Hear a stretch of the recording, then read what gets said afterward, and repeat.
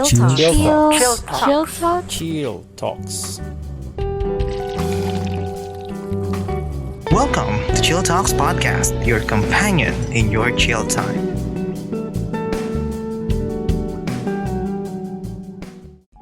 Okay, hello everyone, and welcome to another episode of Chill Talks Podcast, where we discuss anything and everything over a cup of coffee. So I am your host, once again, forever again, PJ, and this time, from the title of this episode, I am now chilling with a millionaire, and it's a very, I don't know how to say it, parang I am overwhelmed na intimidated by saying that term, but thank you so much to our guest, John C, for being a part of this episode. Thank you so much for accepting my invitation, sir.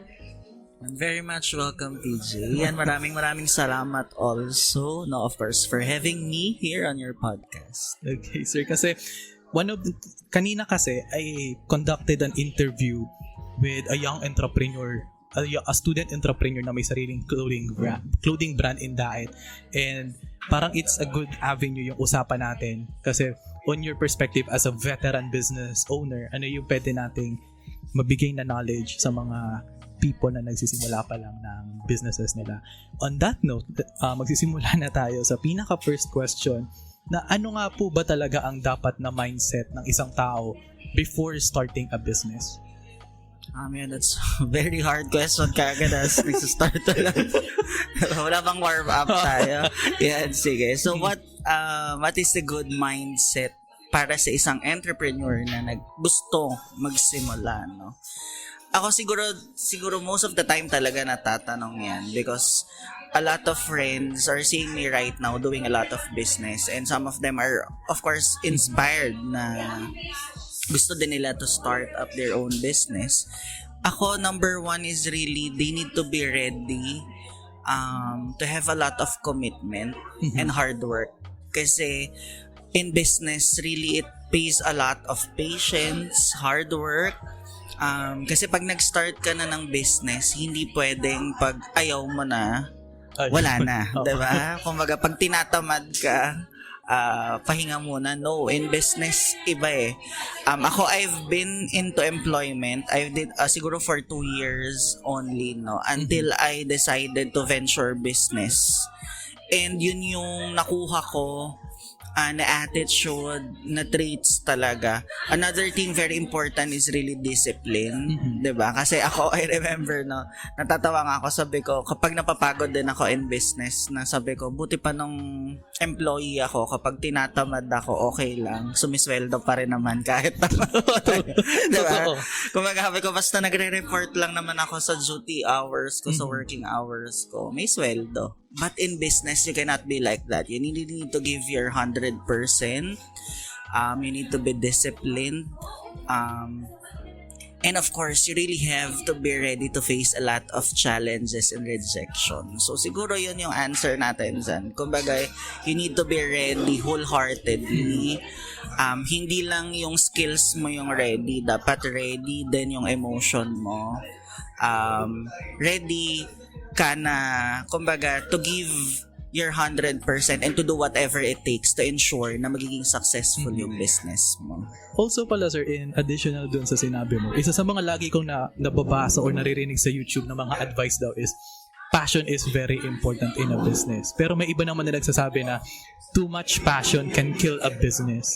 Pero sa experience nyo, saan nagfo-fall ang passion and hard work? Paano siya nababalance pagdating sa businesses? Ako kasi, on my opinion, on my note, with my experience in business, passion is really important for me. Kasi yun na nga, sabi ko kanina, ang daming challenges diba? Ang daming pinagdadaanan, ang daming factors, operations, marketing, yung mga staff mo, and of course, ang dami ring external factors, diba? Talaga nag-pandemic, diba? Kung wala ka kasing passion in your business, wala, you could easily give up. That's why for me, hindi pwedeng mawala yung passion. And I think passion could never be detrimental naman for the success of the business. Kasi pag sinabi kasi na, for me, hard work is just hard work. But passion is different kasi you give your heart in what you do.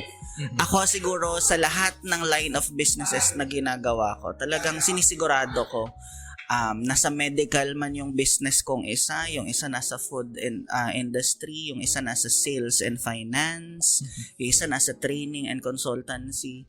Lahat yan. Kung nasan ako ngayon, nandun yung passion ko. Diba? Kumbaga lahat, kumbaga, I am a man of focus, pero nakafocus ako sa lahat. Parang, di ba ang weird, di ba? Parang, sabi nga nila ba, jack of all trades daw ako. And, di ba, some of my mentors told me, John, you cannot be jack of all trades because you can never be master of everything. Ako, ba't ako siguro, ako yung, gusto ko, yun yung i-prove ko, na hindi totoo yung jack of all trades, master of none. You could, parang, I always believe in being a limitless person and limitless creation of God na no one can ever put limit on yourself except you. Except yourself, yes. And to journey back to your origin story, nung, I think based on your profile, nagsimula ka sa MLM marketing, sa mga networking, and ngayong panahon kasi pag sinabing LMM, it was automatically labeled as a scam, 'di ba? Karamihan, that is the common connotation. Pero ano yung thoughts niyo po doon sa paano mo masasabi ang isang MLM ay scam at paano mo rin masasabi na ang isang MLM ay isang legit na investment? Ito simple lang for a certain company, lahat naman not just MLM. Ang daming scam yung nagkalat right now, 'di ba?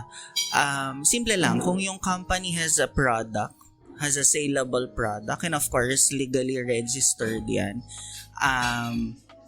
And of course, may nakukuhang profit talaga yung mga taong nagbe-business nun. That's of course legit company. Akala lang kasi ng iba, it's because dahil hindi nila nabalik yung startup business nila, na-scam na sila. Kasi for example, di ba, in MLM, for example, ikaw PJ, a certain MLM company asked you to shell out 10,000 pesos and the company gave you 12,000 worth of products. Hindi yun scam kasi they give you something na kapalit nun. So your job as a startup business owner for that company is you need to sell that product. Kaso yung iba hindi nabenta kasi nawala ng pag-asa kaagad, na reject, 'di ba? So sisisihin nila si company, ay na-scam ako, hindi ko na mabenta. Pero if ever lang, if I'm the company and I ask you, PJ, you give me 10,000 pesos. Tapos ang binigay ko sa yung product is actually a product na pag tiningnan mo sa internet, free naman pala. So scam yun, diba? Or worst case scenario, wala kang nakuhang product. That's a scam. Ang nangyayari lang kasi sa MLM, that's why ako sabi ko nga MLM has been my best training ground. Kasi dyan pumasok lahat ng rejections di ba? I remember when pinag-uusapan na rin naman natin yung simulacon, no? Na syempre ako, I finish my degree, di ba, in UST, medical course, tapos yun nga, I finish as magna cum laude sa UST. So ang daming, minsan hindi mo alam kung matutuwa ka whenever I get comments na ano ba yan dyan? Akala ko ba matalino ka? Akala ko ba magna cum laude ka pa naman? Kung ano-ano nung binibenta mo, kung ano-ano nung pinagagagawa mo sa buhay mo, no? Pero ako, sabi ko nga, siguro kong tao ay wala sa vocabulary ko yung giving up. Kumbaga, pag may pinasok ako, basta alam ko tama yan, I know this will help me grow. Talagang pinupush through ko talaga siya, no matter what. And for me, I simply want to prove myself that I can achieve my goals, I can achieve success on a certain endeavor na ginagawa. Diba, dami ko sinasabi. Okay lang yun, everything made sense. Yeah. And also, sa trend ngayong pandemic, ng 2020 to 2022, one of the biggest trends naglalabas is yung passion ng tao sa coffee. And that brought upon the rise of coffee shops, di ba? And on your experience as a business owner of a coffee shop, ano ang kailangan na distinguishing or unique characteristic ng isang coffee shop to stand out sa mga dami ng coffee shop na nagasulputan ngayon sa market? Yan. So, coffee shop naman tayo na. So, for coffee shop business, number one, very important lang, simple, you need to, before you start up your coffee shop business, there should be a brand or identity na gusto mong i-cater to your clients. No? Ako, I remember, I started my coffee shop with 1327 Hub Coffee Shop and Restaurant. So, that's actually, based sa research ko, kami ata yung pinakaunang coffee shop here in Camarines Norte. Because, ako kasi definition ko ng coffee shop, dapat may espresso machine, may mga gano'n. Kumbaga, legit yan, na hindi lang tayo nagtimpla, di ba? Yung 3-in-1. 3-in-1 lang, mga gano'n. Kumbaga kami yung unang naglagay na may espresso machine, may latte art talagang ginagawa. And may well-trained barista ka talaga. Ngayon, ang question na lang, ano yung concept mo? What make your coffee shop entirely different from other coffee shop? So ako with 1327 Hub before, homey, yun yung pinakagusto ko. Kasi I started my coffee shop business nga, doon lang din sa harap ng bahay namin, di ba? So sabi ko, para gusto ko something na pupunta yung tao, relax lang siya. I remember the tagline of my coffee shop, it's a taste of love and life. Diba? Parang ganun. 1327 Hub Coffee Shop and Restaurant, a taste of love and life. Kumbaga, gusto ko ma-feel ng mga taga Camarines Norte na when they're in the 1327 Hub, relax lang sila with family, with friends. Yan. Yun. But of course, with the emergence of different coffee shop businesses na naglabasan who has the same concept nung nasimulan ko, diba? And of course, they give in, kumbaga, mas in-improve nila ko ano yung facility ko, but the same concept that I have. Diba? As a business owner, you really need to think, ano na naman kailangan kong gawin ngayon para hindi na naman nila ako pwedeng, kumbaga, gayahin. Yan. So that's why right now, siguro na-research mo din na 1327 Hub right now, reinvented and became right now the Baker's Bar 2D Cafe. So ngayon naman, ang concept naman niya, it's really, it's the only 2D art cafe in Camarines Norte. Yes. Na when you enter, 2D cafe siya. Yan. Tapos, food, yung mga bestseller ng 1327 Hub, nandun ulit siya. The Monster Burger. Yan. Of course, part also of the coffee shop and restaurant business, you need to have a flagship product. Diba? Hindi pwedeng, kung ano lang yung meron dyan sa kanila, meron ka din. Dapat kami lang meron ito. Yan. So, dyan medyo masakit sa ulong isipin. Ano na namang ilalabas natin na tayo lang yung meron na pag inaya na, bahala kayo, gayahin nyo ulit. Kasi in business, ganun you really need to innovate all the time. Diba? Sasamahan mo ng technology, sasamahan mo ng basta something new. Ako naman, I travel a lot before the pandemic and sana ngayon magbalik na ako sa pagta-travel ulit. Kasi I get a lot of inspiration, ideas, and of course, so many things for me to innovate sa mga negosyo. Okay. Kasi when it comes dun sa coffee shop, di ba, nasabi nyo kanina, nagkaroon kayo ng transition. And as many business owners na naging kakilala ko, parang takot na takot sila na baguhin ng konti yung business nila. So, sa opinion nyo, Sir John C., kailan natin masasabi na ang business ay kailangan ng baguhin at kailan natin na kailangan i-continue pa rin yung business? Kasi may mga tao na personally yung risk nyo na i-convert to the 2D cafe, that was a huge risk at itself kasi binago nyo yung original model. Pero yun nga sir, ano yung naging turning point nyo para sabihin nyo na ay kailangan kong baguhin yung business model ko kasi hindi na siya gumagana sa situation ko ngayon? Ako naman kasi very lang siya first thing, kung nakita mo that it's no longer getting an appeal to the public, to the market, ako yun lang, na parang napag-iiwanan na yung negosyo ko. And ayoko siyang improve lang. Ako kasi medyo kong tao because yun nga, I'm also an event organizer. Gusto ko pag meron akong nilaunch, gusto ko, talaga yan, may impact. And ayoko na, di ba most coffee shop or restaurant businesses kasi ang ginagawa lang talaga nila, okay, may naglabasan ng mga competitors, gagawin ko, pa-renovate ako. Walang impact because it's the same thing. There's nothing new with a business, yes, true. No. Pero ako 'yon, ang gusto ko, okay, I will invest again for the business. Gusto ko, there's really something different and something new. And sabi mo nga, paano malalaman kung ano yung nagbibigay ng courage for me to really do it is, yun na nga, inaalam ko, siguro on my note na lang na, okay, sure to, papatok to. Pupuntahan nila to, tatanggapin to ng, kasi ako, syempre you need to study the market eh.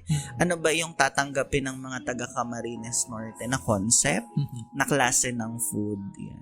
Hindi lang siya yung dahil ito yung gusto ko, kasi parang iba yung gusto mo sa gusto ng market. Yes. Kasi naalala kong failed na business dati sa Albay, hindi ko napapangalanan. Parang ang gusto lang nung may-ari, mag-serve lang ng burgers, mag-serve lang ng fries. Yung lugar na yun sa part ng Albay, mas patok ang pizza. So talagang nung nag-push siya ng gusto niya, eventually nawala as in nawala yung store niya. Sayang nga masarap pa naman sana. Pero pwede din naman. Pwede din naman ganun. Kasi sabi ko nga parang ganito, 'di ba? Parang ako, I always use this whenever you need to introduce something, no? Parang, for example, ikaw, PJ, no? I do not know kung narinig mo na to or nabasa mo na to, no? For example, if you are my staff, diba? My marketing staff, and sabi ko sa'yo, PJ, you go to this certain island, you check there, kung bebenta tong mga shoes natin. For example, we have a shoe company, a slipper company, no? Check mo nga doon kung bebenta yung mga shoes natin. Ngayon, when you arrive there on that island, ikaw yung unang pumunta, nakita mo walang nagsasapatos. Lahat sila nakayapak lahat, no? So if you're going to go back to me and report to me, anong i-advise mo to me na John, start tayo doon or wag? Mag-start kasi wala silang sapatos. I think it's a good opportunity to market shoes kasi needs-based ang business eh. You provide na kailangan nila ng sapatos. So, ganun, yun ang sasabihin. Yun, diba? Exactly, diba? Pero yung iba, you know what, if I ask that, ang sagot, no, sir, kasi wala naman pong nagsasapatos eh. Yeah, diba? Sino bibili? Yeah, diba? I see. So, that's, kumbaga, it's how you look at things. It's how you turn challenges into strengths, into advantage, diba? Kasi, for example, that pizza business, pwede namang, sige, yun yung trending dito, makipizza muna tayo. Pero, you could also think na, turuan naman natin sila mag-burger. Or pwede naman, paghaluin na lang natin yung burger may flavor na pizza, diba? So, depende kung paano mo. Basta importante lang kung ano yung gusto mong gawin sa negosyo mo, panindigan mo. Diba? It's a needs-based talaga siya. Yes. And another thing na nabasa ko rin, na laging sinasabi ng ibang business owners ay, you need to work smart rather than working hard. On your experience, did that ever work? Na kung saan you work smarter than work harder? Yes, actually, siguro as early as 22 years old, alam ko na yan. Lagi na yan. Ewan ko saan ko naririnig yan, seminars, trainings, ba, or audiobooks. Kaya ako yan din lang lagi sinasabi with my staff. Kasi ako, yes, most of my staff, they work on hours of duty. Kumbaga, from 8 a.m. they need to finish 8 hours. Pero ako, kahit makita ko yung staff ko sa office na nagne-Netflix, hindi ko yung pinakikialaman. Kasi ako, I'm a very output-based person. Kasi, I always believe in working smart. Kung yung staff ko mas nagiging efficient siya pag nagne-Netflix siya, okay lang sa akin. Kasi for me naman, baka hindi na-inspired yung staff ko mag-work, kaya kailangan naman niya mag-Netflix. Basta ako gusto ko at the end of the day, at the end of the week, or at the end of the month, may ipagmamalaki ka sa akin na, Sir John, ito nagawa ko. Ito yung nangyari. Ito yung output. Kasi ako yun din yung ina-apply ko sa buhay ko. Despite right now, I'm connected with a lot of businesses na and connected din ako as consultant sa ibang mga businesses. Walang pwedeng sabihin sa akin yung mga hinahawakan kong negosyo na yan na, Sir Jancy, pinababayaan mo kami kasi 3 hours ka lang nandito, 2 hours ka lang sa amin nagpakita. No, because even I'm sleeping, nag-iisip. Diba? Iniisip ko kayo. Diba? Pinaplano ko kung ano yung gagawin natin to ensure success of whatever commitment na binigay ko sa inyo. For me, working smart kasi, it's all about looking at the output more than just doing the hard work and the hard work and the hard work, and yet at the end of the day wala naman palang resulta. Mapapagod ka lang. Diba? Kumbaga, that's why working smart, siguro yun yung siguro with Filipinos, no offense meant, but siguro yun yung talagang kailangan matutunan din ng karamihan ng mga Pilipino to really work smarter than just basta nagpapagod. Kasi as diba sabi nga lagi ng isang politiko, sipag at syaga lang daw. Ako kasi same way, may mga tricycle driver tayo, mga vendors, masisipag sila, diba? 4 a.m. gising na sila. They sleep anong oras.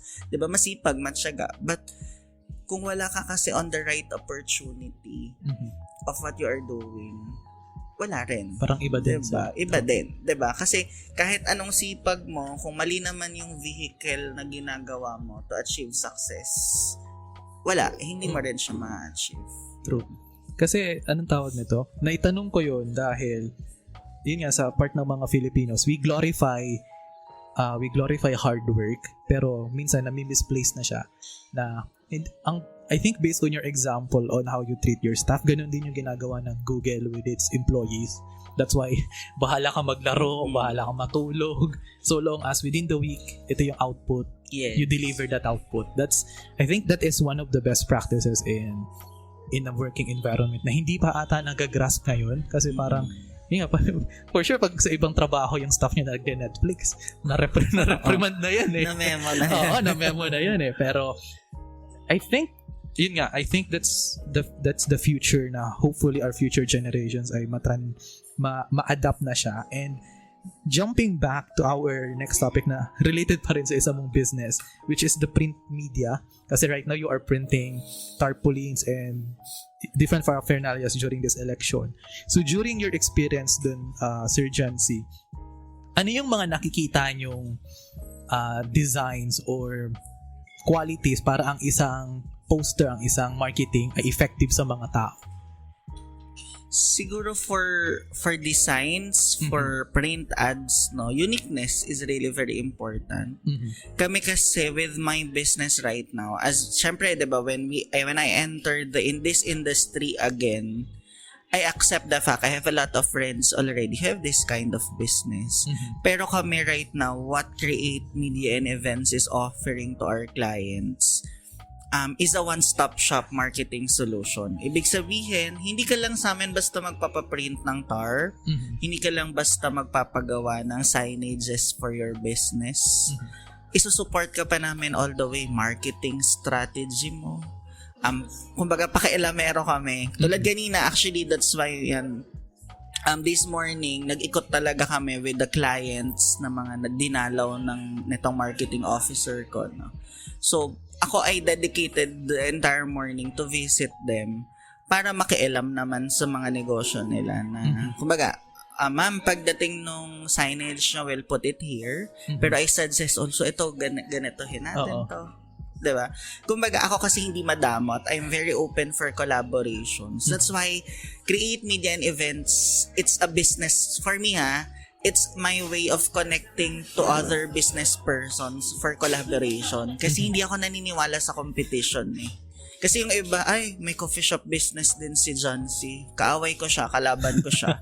Diba, ay, may laboratory business si John. Kalaban ko rin to. Diba? Ako hindi. Coffee shop ako, edi masaya tayo, diba? Parang ganon. Collaborate tayo, gusto magawa tayo ng isang event na magkasama tayo. Ganon ako ka-very open. Kasi ang akin, I do not care sa income mo. Ang masaya sa akin, kumikita ako. Masaya yung mga staff mo kasi napapasweldo mo sila. Ganon din ako sa mga staff ko. Diba? And with Create Media and Events, yun yung gusto kong mangyari, that I could unify all businesses na lahat sila natutulungan ko. Kasi with Camarines Norte, diba, especially we already have SMCT Daet. People, right, that's why pinasok ko talaga si Create Media and Events. Manonotice mo, kasabay na talaga siya halos ni SM. Kasi right now nare-realize na ng mga business people na may marketing pala, kailangan pala ng marketing. Kasi 'di ba tayo before pag nag-open ka ng restaurant, umaasa na lang tayo na okay pupunta na lang dito. Ngayon hindi na pwedeng ganun. Kailangan may marketing strategy ka. You need to create promos. You need to create impact to people. Kasi if not, lalangawin ka talaga. And si Create, ganun siya. Nakikialam kami sa logo. Gusto mo ma'am, upgrade natin yung logo mo. Yung kumbaga yung makabago na logo. Ang signages namin, meron kaming mga build-up signages. Ibig sabihin, yung hindi lang siya basta flat, diba? Naka 3D siya. Meron kaming yung mga neon lights, mga ganyan. So, kumbaga right now, we are really innovating a lot. Tapos yun nga, siguro pinaka nagugustuhan lagi nila sa Create is yung support namin sa promotion sa kanila. Na nafe-feel nila na okay, kahit naman palang may coffee shop si Sir Zan, pinopromote naman tong hindi pala to kaaway. Hindi to kalaban. Hindi to pala. Kasi parang yun din ang sinasabi na ang mindset kasi ata sa ganun is that yung principle of competition breeds innovation. Kaya siguro ay may kompetensya, kailangan kong mag-step up. Pero I think pwede naman kayong mag-grow as businesses together instead of isa lang yung tataas as yung isa malulugi. Yes. Diba? I think that's bad business practice. Siguro I think, PJ, may competition pa din naman. Kasi ganun din naman ako, nag-launch si ang bongga nung nila. So, gawa rin tayo. Pero, I make sure na hindi yun offensive on the part of my competitor. Kumbaga, I respect, I support. Ako nga diba? Kasi diba, I'm also a vlogger influencer.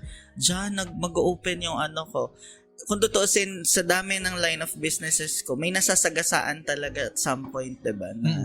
Pero ako, okay, go. Punta tayo dyan. Kasi ang akin naman, ang dami namang tao sa Camarines Norte. Kung saan nila trip talaga, importante lahat maipromote na lang natin. True. And additional pala dito sa Camarines Norte, karamihan sa mga young adults ngayon, parang nagkakaroon na ng interest in investing. Pero on your own advisor, ano ang mga pwede nating tangible na pwedeng i-invest or tuunan ng pera dito mismo sa Camarines Norte? Ito kasi, especially for young people, siguro the biggest advice that I could give now to them is to start early. Diba? Kasi ako, that's one of my biggest regret Kasi I remember, magkaedad data tayo, VJ, yung kaedad tayo. 26. Hindi, sobrang bata mo pa pala, no? Ako, I'm already, siguro nung panahon ko na lang, hindi ko na sabihin yung edad ko. Sige, I'm 32 years old right now, no? During that time kasi, during may siguro mga 18 ako, 19 ako, 20. Hindi kasi uso yung mga investment na yan Kaya ang buhay ko talaga that time, aral, extracurricular activities sa school. Ngayon natutuwa ako sa mga bata na nagnenegosyo kaagad. Diba, nag-online selling na kaagad. Yun, iba nagsa-start na. Ako, diba, I'm also a licensed financial consultant and a financial wealth officer connected with Security Bank and FWD. So, nakakatuwa. Ang dami kong kliyente na senior high school pa lang. Diba? Naguhulog na sila. Diba? And that's one thing. Simula ng maaga. Kasi ako nung na-educate kasi ako on financial literacy, nung na-educate ako about investing, na ako parang working na ako, siguro 28 na ako, 25. Nung na-realize ko, grabe kung 21 pala, naguhulog-hulog na ako ng investment sa bangko. Sana malaki ng maturity magagamit ko na sana siya ngayon for other businesses, diba? So siguro nag-iiba-iba na lang yan kung ano yung kaya, capacity. Ako naman, I do not push you, for example, a certain client or a certain friend na kunin mo to, mag-real estate investment ka, hindi naman niya kaya, diba? Kasi there are a lot of types of investment Ako as a financial consultant, siguro pinaka pangmasa sa lahat is the variable unit link, diba? The VUL. Yun yung may investment ka na involving the stock market. Meron ka pang insurance. Kasi ngayong panahon na to, pandemic, hindi natin alam kung ano, may gera nga ata. May gera. So, insurance is crucial. Kumbaga, it's hindi na siya parang optional lang to get. Kailangan kumuha ka talaga. Pangalawa, you'll never know what would happen in the future. You need to start saving and investing money already. Pero kung katulad ko naman, marami na akong VUL, ang dami ko na, siguro nasa 8 ata VUL ko. Ngayon, nagda-diversify ako sa real estate, tapos investing na talaga sa companies mismo, yung mga direct investing na tinatawag. Depende. Ang maganda lang kasi sa VUL, kahit maliit lang, kumbaga lalabas 50 pesos a day lang itatabi mo, makakapag invest ka na. Basta ako, I do not promote kung ano mang investment yung para sa iyo. Or I mean, hindi ko sinasabi ito lang ang maganda. Lahat maganda. Basta nag-i-invest ka. And of course, syempre, legit nga yung in-invest mo. Yun ang pinag-usapan natin ng simula, diba? Yun lang yun naman. So, I think parang ang isang mindset din in investing, if it's too good to be true, it probably is. Yes, parang exactly. Huwag tayong maniwala. Ito huwag tayong maniwala. Actually, ako, ba't ko to alam? Na-experience ko rin to. Siguro, million din naman yung nawala sa akin because of, yun na nga, too good to be true investment na nagtiwala ako kasi, yun din na, avoid na, kasi kapatid ko yung nagyaya true. Kung paano ko yung kapatid mo nalokod lang din, diba? Kasi ako, honestly yan, one of my, kumbaga, learning na din yun from the past na naniwala ako na 10% daw monthly o may weekly, diba? Tapos wag nakakarinig na ako ng mga payout, medyo kinakabahan na ako ngayon dyan, diba? But of course, hindi ko naman sinabi pa sa may payout, yan. Pero yung sobrang laki ng profit na makukuha na return in a short span of time. True. Delikado yan. Naloko din kami dyan I think 70,000 na wala sa amin na dahil daw may car company, iikutin yung pera sa car investment, then weekly 10% yung return. Tapos eventually nawala na lang. Oh my God. Let's move on. Mababa na tayo. Baka bad trip tayo during this episode. Tapos technically, since from the title itself, you are well off, di ba? You are may kaya talaga. Parang above the average income. And based on your experience, ano yung mga common misunderstanding ng karamihan ng tao when it comes to treating people na may mapera talaga or may kaya? Na may kaya. Ano ba? May nagbabago ba ang treatment sa'yo ng tao pag nalaman nila na si ganito may ganitong pera, mayaman to, ayusin yung pakikipag-usap? May mga treatments bang nagbabago by knowing your financial status? Ako siguro ang pinaka-different kind of treatment lang naman is yun nga, it's because they know na successful, yun nga, nakakaluwag-luwag. So, yun nga, pag ikaw yung nandyan, di ba? They give you different kind of treatment. But ito lang, siguro ang pinakagusto ko lang makorek is, yun nga, akala nila maarte. Diba? Yan, katulad ng staff ko kanina. Diba? Akala niya hindi ako magmumotor, yung mga ganon. Ako kasi, ang pinaka-different siguro sa akin, I started from the scratch kasi. Hindi ako yung tipong entrepreneur na napamanahan ng magulang. Diba? Hindi ako yung, kumbaga, nanalo sa loto. Or dati ng ako kasi pinagdaanan ko lahat. That's why, kapag nakakita ko ng staff ko na desidido sa buhay, tinutulungan ko yan. Ako pa nagsasabi dyan na, pwede ka naman mag-business, hindi naman bawal dito na magsarili kang negosyo, diba? Kumbaga, hindi ako yung seloso na boss, na manager na, gusto ko, akin lang kayo, ayoko nakakita na may ginagawa kayong iba. No, ako pa nga, gusto nyo pumasok kayo sa ganyan. Diba? Kumbaga, I always give also people around me the opportunity to grow then. And siguro ako, yun lang din, siguro the connotation with people, sometimes lang naman sa akin na, yun nga, masungit, diba? Kasi siguro sa dami ng ginagawa ko. For example, when I go to hospital, diba? I go there, I usually stay there for 4 hours lang to do my job, diba? Siyempre, in 4 hours, usually sinusulat ko talaga matapos yung mga kailangan kong ma-accomplish with them. So, people, akala nila, unreachable, Oo. untouchable siya. Pero yun naman, when they get to bond with me already, sa Christmas party, sa mga events, nakakatawa lang na, ay sir, ganyan ka pala. Oo. Diba kumakain ka pala niyan, ganyan. Oo naman, sabi ko. Actually, kumbaga, wala akong kaartehan. Sa totoo lang, hindi ako lagi, siguro minsan makikita nyo ako dito lang sa sentro ng daet na naka-boxers, kasi sa totoo lang hindi ako natutuwa na masyadong nakadamit. Actually, kaya lang ako nagsusuot ng ganito because syempre we are on the sales industry.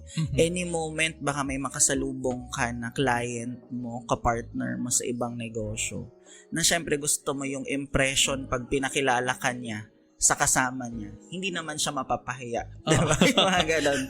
Pero kung gugustuhin ko lang sana araw-araw na naka-shorts lang ako at naka-t-shirt or naka-sando, mas gugustuhin ko yun. Diba? Pero yun, I do that naman once a week. Sunday, so pag lumabas talaga ako ng Sunday, dress down, butas-butas pa damit mo. Kasi kahit makita ka ng client mo, ay, rest day naman yan. Okay Oo, lang yan. ganun lang. Kasi kung Monday ng umaga, nakagusgusin. Gusgusin. Isipin, ay, ito yung client naman. Oo, diba? Pero, kasi ang tawag niyan, there's principle in psychology na parang priming effect na parang your impression of the person parang dahil na dun sa suot nila, how they carry themselves. Parang kaya maraming tao ang naloloko ng mga fake police, parang hindi sila police pero kung nag-behave sila police, parang feel mo, ay, police to. Parang ganun. Ganun lang siya. It's a very unique take on psychology. And also siguro, that's one thing then. The first thing kasi, marami nagtatanong dyan, bakit ba? I remember when I'm mentoring people in business, una kasi isa sa mga tinuturo ko initially is branding. Na you need to dress up like this. Yung iba laging sumasagot na, bakit kailangan ko pa naman magsuot ng ganyan? Hindi naman yun iba naman yung produktong binebenta. Ako, I always tell them, the very first thing na binebenta mo is sarili mo. True. Diba? Because people will not buy whatever service you are offering to them if credibility mo, brand mo, hindi ka tiwa-tiwala. Diba? That's why very important yun. Ako, I do not prefer naman na mahal. Diba? Ako masaya na ako sa SM department store. Ukay-ukay din. So long as kumbaga it perfectly fits you. Yes. And kaya mong dalahin. Dito naman, for example, ako kapag nasa Manila ako kasi we have offices in Manila, doon ako nakakapag-coat. Kasi usually doon talaga ang mga nasa loob ng building naka-coat. At malamig kasi At saka malamig, di ba? Pero dito naman, kung magko-coat naman tayo, hindi practical. Tapos sumakay ka pa sa tricycle, tapos sabihin saan ang binyag, saan ang di ba? So dito, siguro sapat na polo shirt, polo. Pero when it comes to sales, let's divert to the topic of sales kasi ito rin yung part na, dito rin kasi ako dati babad sa sales kasi dati, sales trainer ako nung sa Oppo, sa cellphone. Parang one of the principles na tinuturo sa amin, dapat pag nagbebenta ka ng cellphone, kung ano yung binibenta mong brand, yun yung gamit mo. Kasi naalala namin, may isang nagbebenta ng Oppo, pero ang cellphone na gamit niya, Samsung. Hindi pinaniwalaan nung customer. So, pero when it comes to selling, there are ethical methods and there are below-the-belt methods in selling. Pero sa iyo po, Sir Jancy, ano yung mga legit ways para magbenta ka? Kasi, especially, let's say, for example, life insurance or maybe investments. Ano yung ethical way na alam mong hindi ka nang babastos sa pagbebenta mo? Kasi may iba, para lang makabenta, tatakutin ka na pag namatay yung pamilya mong ganito, pagsisisi ka, di ba? So, where do we set the boundaries in ethical selling? Sa ganyang aspeto kasi depende sa product na binebenta mo. But of course, on your example, diba, on that particular situation when it comes to insurance and investment in products, ako, ang orientation ko for myself and for my consultants na hinahawakan ko, na hinahandle ko, no hard selling. It's very important. You let people buy that product. It's because they already realize the need. Kami kasi, ang way of selling namin is just giving awareness. Kaya 'di ba we always conduct financial literacy talks sa schools, sa offices, 'di ba? Or one-on-one, nagbi-meet tayo, friends ko, kumbaga, and we do virtual talks also. Para lang yung tao ma-realize, ganun pala dapat. Pag nandun na yung awareness nila na kailangan pala. That's how you will guide them. Ano na ba dapat nilang kunin? True. Diba? Pero yung using that, yun nga, lagot ka kapag namatay ka, ganyan. Or malay mo, paglabas mo dito sa coffee shop na to, masagasaan ka. Paano yung mga anak mo? True. Actually, yun nga, that's very unethical. Diba? And connecting also dun sa una mong sinabi, you need to be a believer of your own product. Diba? Tama naman yun. Actually, may point yun. Kung yung brand ng phone mo ay ganito, diba? Dapat yun ang ginagamit mo. Diba? Ako, I remember, hindi ko natin pangalanan, I'm a user of a particular brand, pero I remember na nag-open si SM, diba? Bumili ako ng ganong brand kasi ako yung parang naging ambassador ng brand na yun na although sabi ko, kailangan ko din kasi gusto ko ng ibang brand, yung brand na yan kasi mukhang mas madali siya for video editing, ganyan.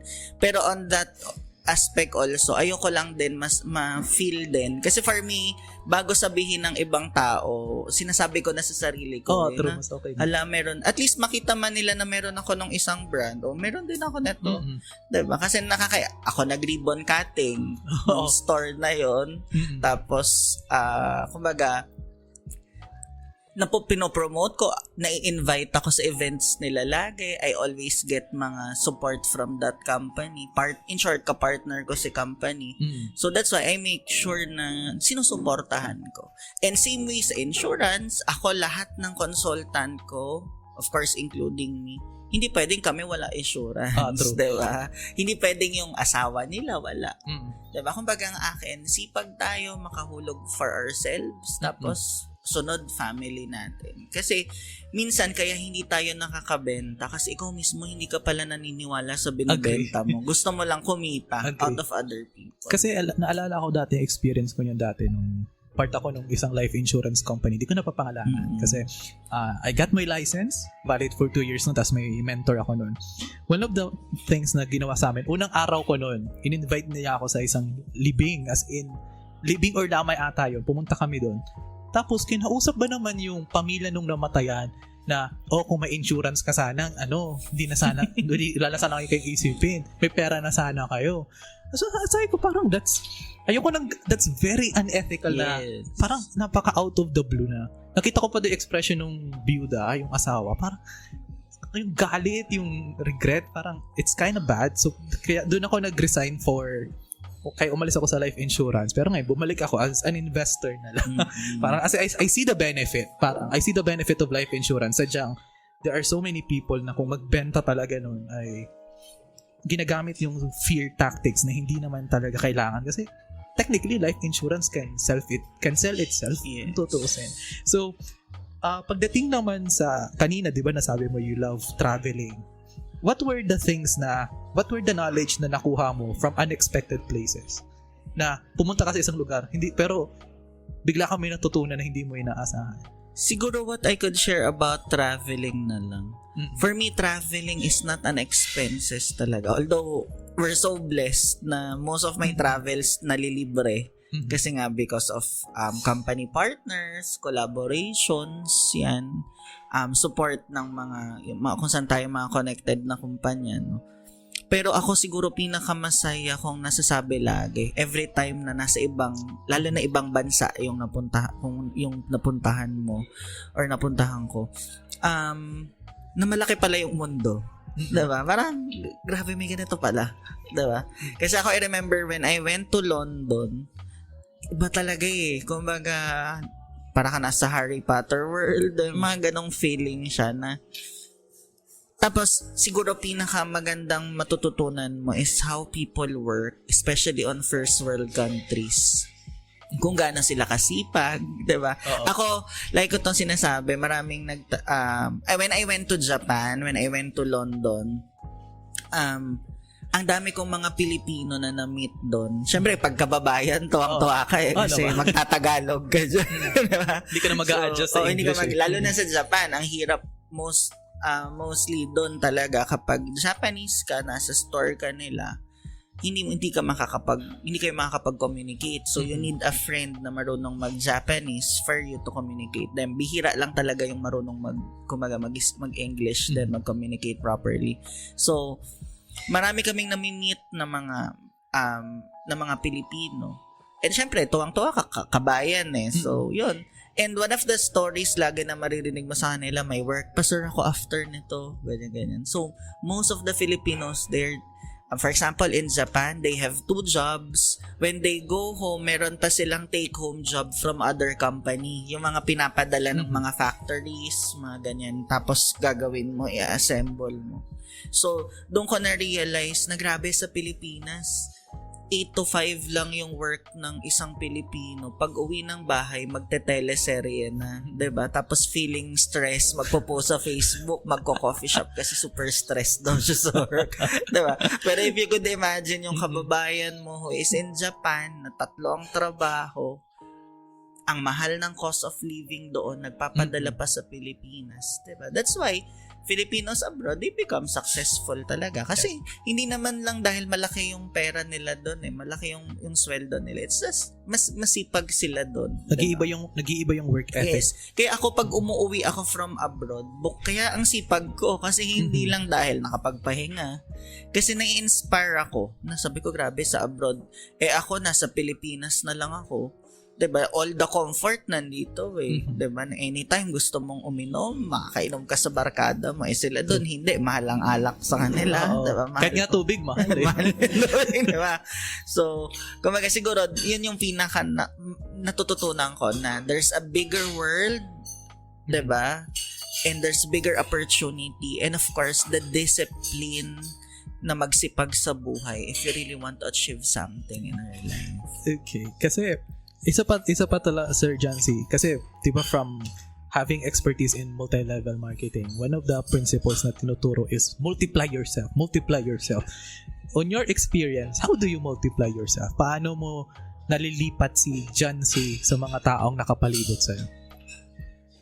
Ako, I always believe, siguro, nakakatuwa yung tanong na yan, kasi a lot of people, yan yung kailangan nilang matutunan. The power of leveraging talaga.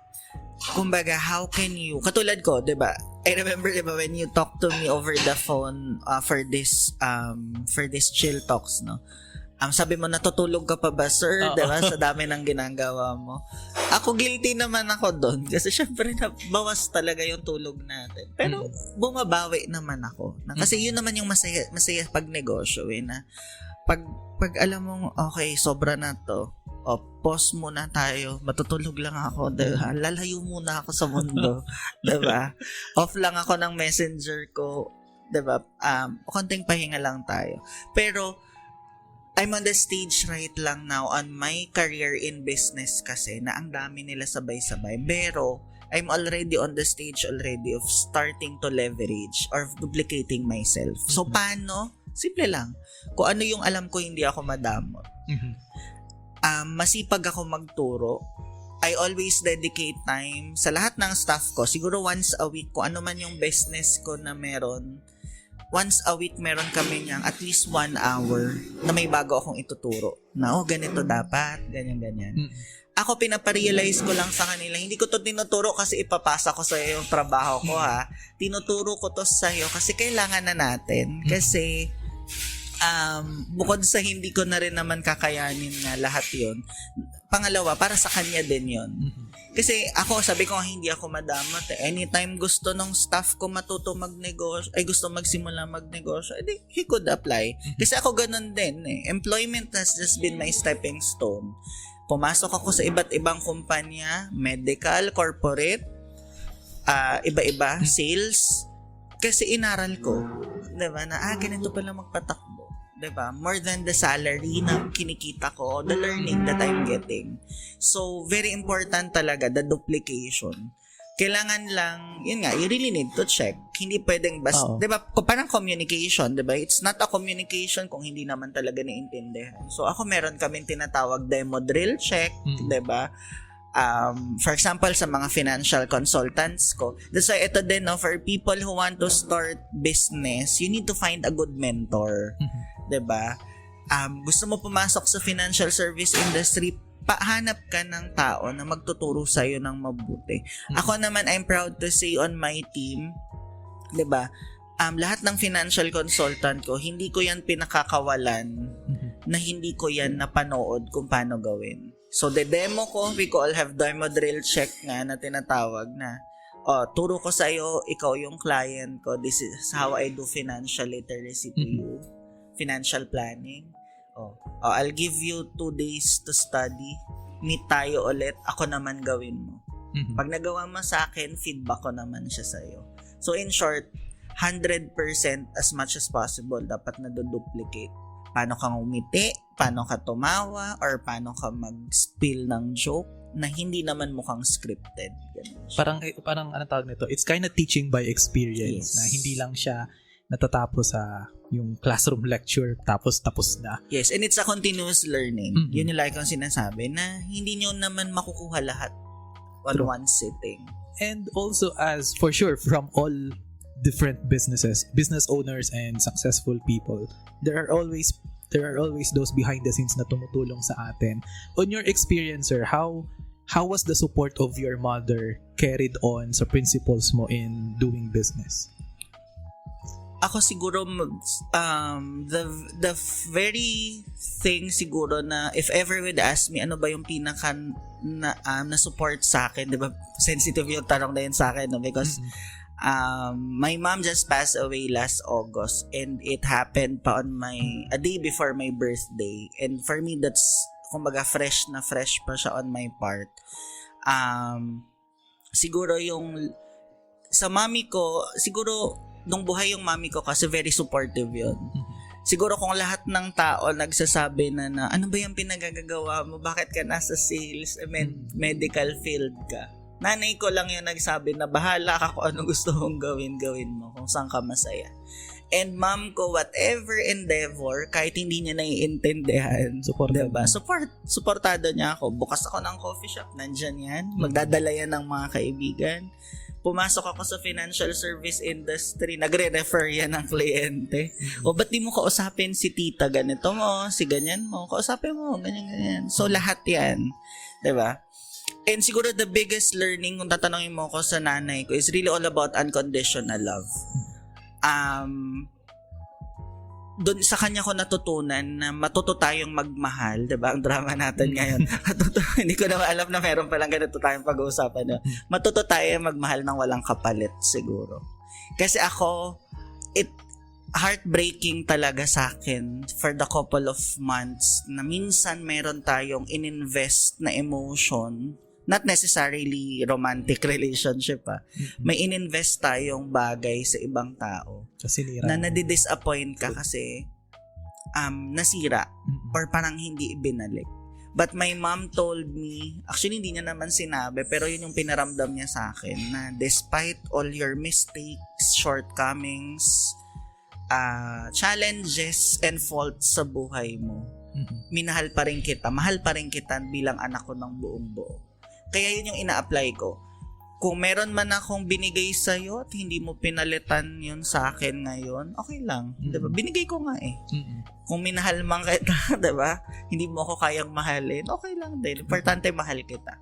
Diba? Kumbaga, siguro yun, it's all about that one unconditional love. And of course, relating to our faith in God. Yun din naman yung gusto niyang mangyari sa atin. Na pag nagmamahal tayo, it should be genuine. Pag tumutulong tayo, it should be genuine. Kasi hindi yun tulong. Kung naghahanap ka, naghihingi ka ng... Kasi for example ano yung heartbreaks ko din? May minentor ka. Yung minentor mo, sumuko. Diba? Kinalimutan lahat ng tinuro mo. Ang sakit kaya nun. Isang taon kitang tinuruan para maging successful ka sa buhay. Tapos dahil lang of a certain situation na hindi mo na kinaya, na-give up ka.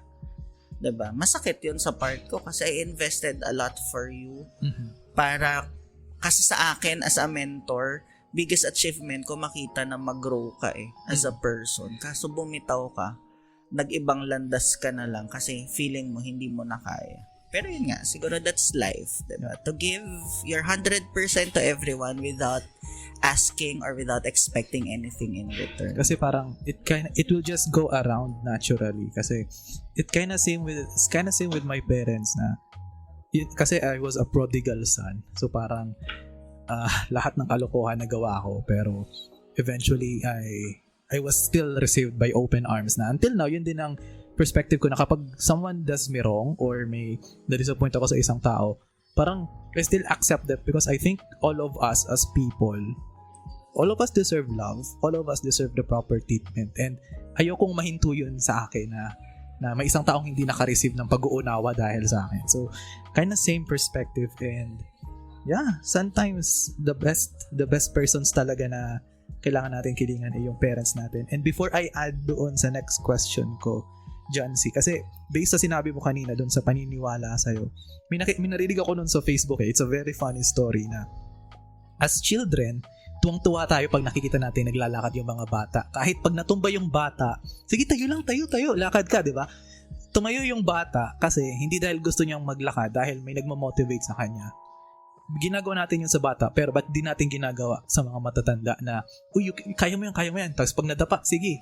Sa atin ngayon, pag may nadapa, anuhin mo pa Ang tawag niyan, sisipain mo pa. So parang it's kinda ironic na kung saan we treat children with a sense of pride and belief, pero pagdating sa pagtanda, puro doubts na yung naiisip natin. So hopefully, wag mag-stop sa mga nakikinig, especially sa marami kasi nakikinig ngayon na puro young adults and teenagers. Hopefully, wag sa inyo huminto ang pag-ikot ng pagmamahal sa mundo. Yun, next one. Let's proceed with the next one na. Anong tawag nito? Wala tuloy ako. Ito, pagdating pala sa, sinabi mo na kanina one of the biggest mistakes, din man I think biggest mistakes is yung nag-invest ka to the wrong person. Pero, do you consider that as your biggest failure in your experience, or may mas malaki pang failure na kinaharap mo na until now you are using it as a fuel para hindi na maulit yung ganong failure sa businesses mo? Siguro walang particular kasi it's a mixed up. Siguro ilang taon na ba ako in the business industry? Di ko lang kung 12 ba, 15, ganyan. Ang dami kasi, it's wrong decisions, wrong people, 'di ba? Ako lahat yan, nandyan naman yan sa memory ko Pero right now, siguro the main reason ba't ako umuusad sa buhay ko right now is inaalala ko lang sila just for the sake na hindi na sila maulit as my guide. Pero hindi ko na sila inaalala para maghinder sa akin from growing. Kasi ganun siya kapag hindi ka pa rin nagmo-move on, kumbaga, sabi nga, you have excess baggages, 'di ba? Ang dami mo pang mga, kumbaga, dinadala na I always tell, you need to learn to forgive yourself first, 'di ba? Kasi pag hindi mo, aminado ako, I'm not a perfect person. I've hurt other people from the past. Meron akong mga nasaktan, nagawa ng pagkakamali. And realizing hindi ko naman yung nagawa, it's of intentional reason. 'Di ba? Kasi 'di ba minsan may mga nagagawa tayo, akala natin yun yung makakabuti para sa sarili natin at sa ibang tao. But you get to realize kapag lumabas na yung resulta, hindi pala. So ang tendency, galit sila sa iyo. So ako despite the kind of status na manager to, boss to, marunong ako mag-sorry. Yun naman yung masaya sa akin. And I'm very open for feedback. Pag sinabi sa akin ng friend ko, huy, John, parang hindi maganda yung yung ganyan-ganyan. Wala kang maririnig sa akin hindi maganda. Ang sagot ko, talaga? Lagi lang akong ganon. Talaga? Bakit? Paano ba dapat? Pag sinabi niyang, kasi diba dapat ganito? Okay, sige. Sa susunod, diba? Lagi akong ganon. Kasi ako, continuous learning kailangan lang natin matuto. And tulad nung sabi mo nga kanina, no? Walang taong perfect sa mundo. Lahat nagkakamali. And it's your job as a fellow human being na itama yung kapwa mo at hindi pagtawanan, 'di ba? At lalong hindi ipangwento sa iba. Ako I remember nangyari yan recently lang sa mga staff ko no na nagchichismisan. Yung pala may pinagchichismisan na katrabaho kasi may ginawang mali. Hanggang nakarating sa akin, basta hindi ko na i-specify masyado kasi baka nakikinig sila, no? Yan. So, nakarating na sa ibang department, ganyan. So, sabi ko, okay, there's something wrong. I have to call this out. Tinatawag ko yung mga involved. So, ang issue is very simple. May nagkamali yung isang staff. Kwinento, kumalat hanggang kailangan ng gumawa ng report, ng memo, ng incidents report na napakasimpleng bagay. And everything just boils down na pagkakamali ng isang tao na ginawa nyo pa ng katatawanan. And that's very wrong. Sabi ko nga, as a good Samaritan, very important na pag may nakita ka ng mali sa kapwa mo. Ba, ikaw, PJ, I saw something wrong, diba? I could immediately chat you, PJ. Bakit ganon? Diba dapat ganito gawin natin? Ganyan. Kasi pag dinaan mo pa siya sa ibang tao instead of directing that person, iba yung magiging interpretation pag kunento mo sa iba. Exactly. And eventually, magiging kontrabida yung And parang kinichismis mo. mag-iiba na kasi yung intention eh. Oo, Parang true. gusto niyo na siyang pag gusto ka na naming pagmukaing masama. True. So, kailangan, you need to motivate, you need to inspire people around you. Ako nga lagi ko na sinasabi, kung walang magandang lalabas sa bibig mo, huwag ka na lang magsalita. Diba? Ganun lang yan. Manahimik na lang. Manahimik na lang tayo. And also, from business owner, na-mention na natin kanina, from business owner na turn into influencer din. Sa tingin nyo, Sir Jancy, ano ang importance? Kasi despite the level of success that you have, nagkakaroon pa kayo ng time to give back to the community. As someone who has achieved that kind of level of success, why is it important that we conduct certain outreach programs to different levels of communities natin? First is two reasons no why I do that. Okay? Number one, kailangan nating tumulong. 'Di ba? For me, it's part of my duty, 'di ba? Sabi ko nga, as a person, 'di ba?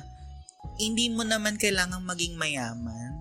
Hindi mo kailangan maging well-off para tumulong. Actually, I've been doing that. Siguro estudyante pa lang ako. Kasi ako, wag na natin pangalanan yung school ko kasi baka yung nagpa-promote pa tayo. No? Pero, yun nga, as pa natin, I had my elementary and high school at La Consolacion here in Daet. College ko, UST. So, siguro nakamulatan ko na yung outreach program. Halos lahat ata ng outreach program na ikutan na namin simula elementary. Kasi habang bata, tinuturuan na tayo sa mga schools, diba, na dala kayo ng ganito kasi papamigay natin yan. Kahit isang pirasong sardinas, papamigay natin, diba? Mga ganon. So, ako, on my income, I always set aside a certain budget na talagang pangbigay yun. Either mai-charity ko or kapag merong, for example, diba? Although ito right now, hindi na ako nagpapautang kasi milyon na siguro yung napautang natin sa mga kaibigan natin na hindi naman nakakabalik. Siguro isa yun sa mga tip, no? Iwasan na magpautang para hindi sumakit yung ulo and of course for para masira yung relationship. So ako ngayon kapag may friend ako, for example lang, John, pahiram naman ako ng 10,000, di ba? May presyo talaga, 10,000, ganyan. Ako ginagawa ko, nililiitan ko because sige, bigyan na lang kita ng 2K. Sa'yo na yan. Diba? Hiram ka na lang, dagdag. O, grabe naman kung sasama pa yung loob mo, bigay na yan. Pero yung binigay ko na yon, nasa budget lang yon. Na kapag yung budget na yan for this month, ubos na sa dami ng tinulungan. Kasi may mga humihingi ng sponsorships. Diba? Yung mga charity ko na hindi naman ako talaga organizer. Sila yung gumagawa pero nagbibigay tayo. So kapag may lumapit na sa akin, ay sorry, ubos na yung fund ko for for that. Next month, sabi ko. Kasi pag pumasok ulit yung income, nagbabawas ka ako ulit ng fund for that. Diba? May tawag dyan, I think, yes, tithings natin siya. Yan. Tapos, pangalawang rason, bakit mo ba siya, John C. ginagawa? It's a stress reliever for me. Sa totoo lang. Alam mo, I remember, siguro yung latest ko, I think nakita mo siya eh. Nilike mo ata siya on my page. yung sa basod namin ginawa na Ayun sa mga bata. Oo, mga bata. Tapos hindi ko lang doon naisama yung yung ibang picture na may medical din doon, namigay din, may mga free consultation din. Alam mo ba, during that day, PJ, sobrang pagod na pagod ako noon kasi yun ata yung, di ko alam, kaka-Valentine's lang ata noon. Tapos may inspection akong hinandle sa hospital. Actually, nandun ako sa level that time na pwede namang wag na akong sumama. Kasi meron akong organizer na noon na in-charge yung mga influencers na kasamahan ko. Pero alam mo, pinilit kong pumunta kasi sabi ko, alam ko ito yung mag-aalis ng pagod ko. Which is true. Pag uwi ko, wala. Parang na ako. Pero kung totoo, nakakapagod yung ginawa ko kasi, di ba, abot ka ng food, prepare ka, organize ka, ganyan-ganyan. Tapos syempre, sa mga tao, diba? Pero pag uwi ko, wala. Back to work agad na okay, na-relax na ako. Kasi ang sarap lang sa feeling na nakapasaya ka, nakapangiti ka ng mga bata. Yan. And, yun din, i-relate ko na lang din, no? Kasi marami akong friends na dyan, wag na nating i-post yung pagtulong. 'Di ba? Ako, I always, 'di ba, napag-usapan nga natin to, posting something that you've helped a charity is not about bragging. Yes, true. 'Di ba? Kasi yun yung akala. Ang mga nagsasabi lang naman, yabang mo naman, brinag mo pa na nag-charity ka. Sila yung mga walang 'Di ba? charity. Sila lang yung sa iyo, 'di ba? True. 'Di ba? Nung ipopost ko yung drama ko sa buhay, 'di ba? And kami, ang purpose kasi namin, ako I'm a Rotary Club member. I'm a past president of Rotary Club.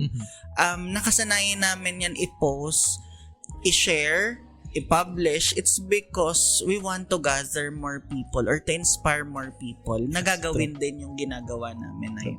Kasi minsan it's kinda refreshing na kahit anong pagod mo, sarap kaya matulog sa kama na alam mong may ginawa kang tama during the day. So, anong tawag niyan? Let's proceed with the final question of this episode. Wow, ang final question mo. I think this is very easy naman. Kasi sa mga tao na ngayong panahon na lahat ay gustong makarating ng kayamanan or makarating ng certain level of success, ano dapat ang magandang form of measurement para masabi mong kung ano yung ginagawa mo ay successful na? Kasi as someone at the pinnacle, at someone at the pinnacle of success, na kung saan sa mindset sa tingin ng karamihan ay you have achieved everything. You have the job, you have the businesses, you have the money. How would someone measure their own success towards their own growth? Yan, diba? Napakabigat ng tanong. But I love the question. Actually, yan yung tanong na napakahalaga. Ako, for me, very important yung question kasi pag nasagot yan ng isang tao sa sarili niya, 100% sure malinaw yung direksyon na tatahakin niya sa buhay niya. Ang success kasi, PJ, iba't iba yung definition, right? Sa'yo, depende. Ano bang success sa'yo? For example, I remember when I was in college, for me, pagiging successful kong tao is, ano ba yun? Very career-oriented akong tao. Okay, ibig sabihin, gusto ko pagka-graduate ko, kung hindi ako magpe-pursue ng medicine, magma-master's degree ako. After master's degree, magda-doctorate. In short, gusto ko ang haba-haba ng pangalan ko. That's my definition of success, na ganon.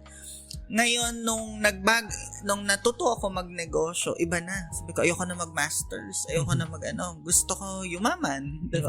Yun na ako. Parang gusto ko lang maraming pera, mag-travel, makatulong sa ibang tao. Pero right now, siguro at my age right now, my definition of success is all about happiness and fulfillment. Yun yung pinakamahalaga. Ang title nga ng page ko, diba, it's Millennial Wealth Coach. Yes. Diba? Pero baka baguhin ko na kasi parang hindi nata ako millennial. millennial ka pa. I think early 30s is still millennial. Kasi yung page ko na yun, I think 2 years ago yun eh. So, pero yun, siguro, for me kasi, when you say you are wealthy, it's not just about money.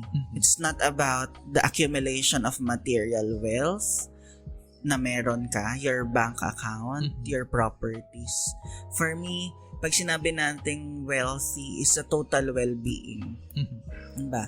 Kasi marami akong kaibigan na mayaman, pero hindi healthy. Maraming sakit.